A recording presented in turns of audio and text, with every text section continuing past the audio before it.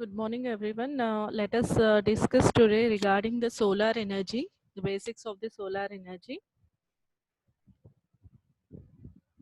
So, what is actually the solar energy?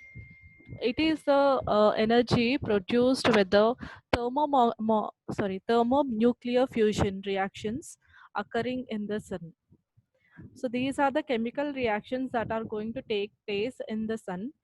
So, this is going to generate the electromagnetic radiation in terms of visible light, infrared radiations, UV light, X-rays, and and the radio waves.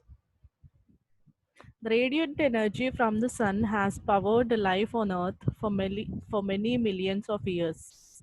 So, because of the sunlight only, all the life on the Earth is alive for more than millions of years. So these chemical reactions are going to take place in the sun itself, and only the radiant energy, the positive radiant energy is being sent to the earth.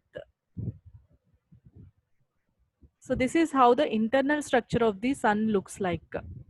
So at the center of the sun we have the core, which is around 1,70,000 kilometers of length. So the core itself is having a length of 1,70,000 kilometers. Likewise, we have different layers on it. So the first layer is the core. The above layer on the core is the radiative layer where the radiations are being taking place. Next, the next layer is the convective layer where the transmission of the energy is being taking place. So these are the main three parts of the internal structure of the sun: the core, radiative layer, and the convective layer. So above that we have again different layers which are responsible for the radiations. So above that we have the photosphere, next chromosphere, next corona. All these things are of varied uh, radius. Okay, these are all of varied radius. So core is of radius 1,70,000 kilometer. Next, radiative layer is of 4,20,000 kilometers.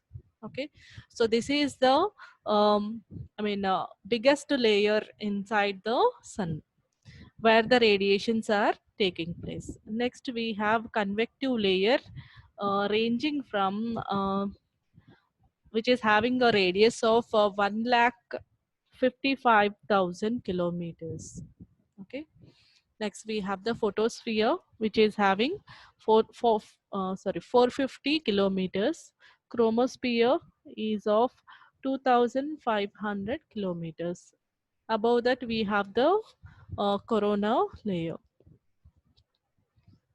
So the sun's energy is created mainly in the core by fusing the hydrogen into helium. So this is a chemical reaction that is going to take place inside the core of the sun. So this energy is irradiated through the radiative layer. I told you before, the radiations are being taking place in the radiative layer. Then it is transmitted by the convection through the convective layer. So the transmission is done in the convective layer, and finally the radiation is done through the photosphere, which is a part of the sun that we can see. Okay, so later on we have above the photosphere we have the chromosphere, corona, etc. So this is the internal structure of the sun. So total radius of the sun is ranging 6,98,450 kilometers. So that is the total radius of the sun. So you can imagine how huge the sun is there. So again we have the different pictures of the internal layers of the sun. So we have in the core also we have inner core, radiative zone, convection zone. So different like a different terminologies can be used for describing the internal structure of the sun.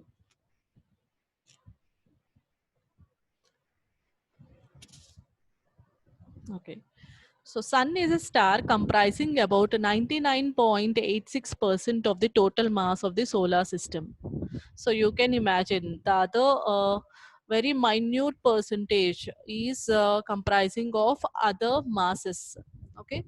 So 99%, 86% of the total mass of the solar system is comprised of only the sun. So that is how you can see the radius. It is around 7 lakhs kilometer range is the radius of the sun. Next, the sun rotates with a rotation period of about 27 days at the equator and 37 days at its poles. The equator plane is inclined by about 7 degrees to the elliptic plane. It consists mostly of hydrogen and helium. So in the befores, we have seen that in the core, the fusion of the hydrogen into helium is happening. Okay, that is what is described here.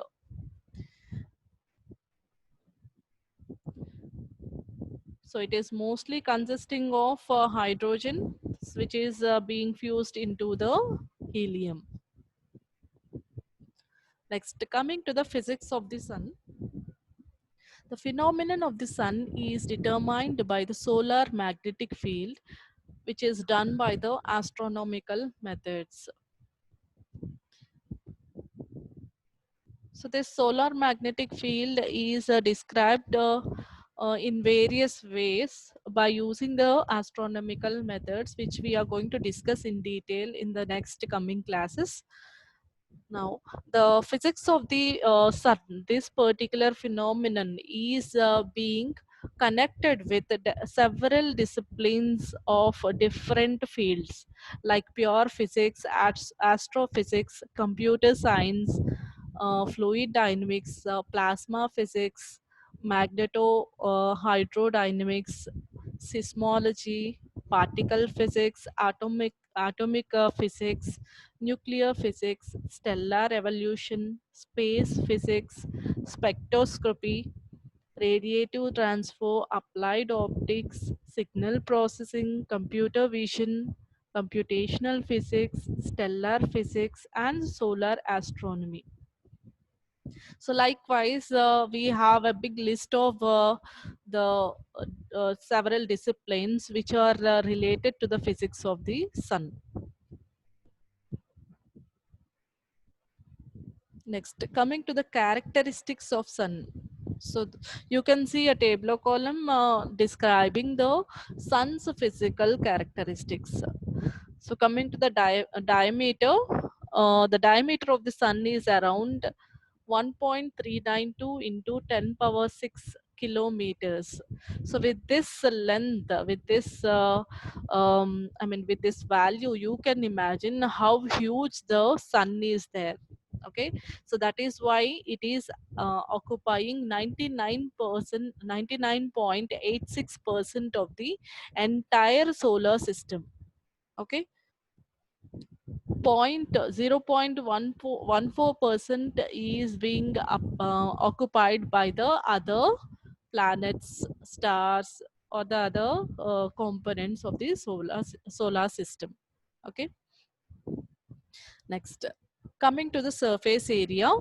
The surface area of the sun is around 6.087 into 10 power 12 kilometer square kilometer. Okay, surface area in the sense upon the sun, the surface is there, right? That area, what is that area is given here. It is in square kilometers. It is given in the square kilometers. Next, coming to the volume of the sun, it is around 1.412 into 10 power minus 18 cubic kilometers. Since it is a volume, its units are in cubic. Okay, so it is cubic kilometer here.